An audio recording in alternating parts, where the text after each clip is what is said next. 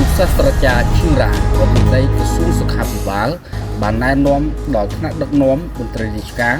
បុគ្គលិកសុខាភិបាលទាំងអស់ត្រូវបង្កើនការយកចិត្តទុកដាក់ឲ្យបានខ្លាំងថែមទៀតនៅក្នុងការបម្រើសេវាជូនដល់ប្រជាពលរដ្ឋជាពិសេសអ្នកប្រើប្រាស់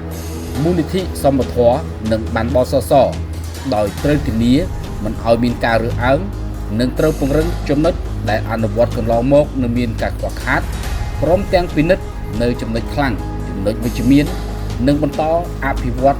រិះរកមធ្យោបាយល្អៗថ្មីបន្ថែមទៀតនៅក្នុងបរិបទនវានុវត្តន៍ចំណេះដឹងទាំងផ្នែកបច្ចេកវិទ្យាដើម្បីឈានទៅសម្រេចបានជាបន្តបន្ទាប់ភាពជោគជ័យជាទីពេញចិត្តលើការបម្រើសេវាសុខាភិបាលដែលជាកាតព្វកិច្ចរបស់មន្ត្រីសុខាភិបាលទាំងអស់លោកសាស្ត្រាចារ្យឈៀងរ៉ារដ្ឋមន្ត្រីក្រសួងសុខាភិបាលបានថ្លែងបែបនេះនៅក្នុងបទបទកថាស្ដីពីភាពជាអ្នកដឹកនាំ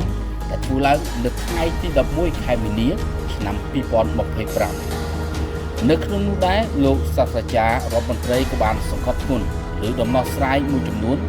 ដូចជាត្រូវពិនិត្យរាល់មតិលើកឡើងនិងឆ្លុះបញ្ចាំងជាមួយនឹងការជាស្ដែងដោយត្រូវពិនិត្យឲ្យបានគ្រប់ស្ថានភាពបើមិនល្អ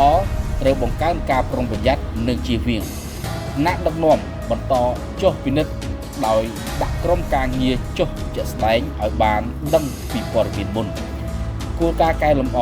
ចំណុចខ្វះខាតនិងលើកសរសើរកន្លែងដែលខិតខំជាទូទៅដើម្បីឲ្យ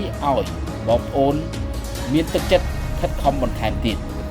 នៅតាមមន្ទីរពេទ្យឬកន្លែងផ្ដល់សេវាត្រូវរៀបចំឲ្យមានប្រអប់សម្បត្តិឲ្យមានកន្លែងស្អាតនិងមាន QR code សម្រាប់ទទួលបាននៅមតិយោបល់របស់ប្រជាពលរដ្ឋទាំងទស្សនវិជ្ជារិះគន់ស្ថាបនា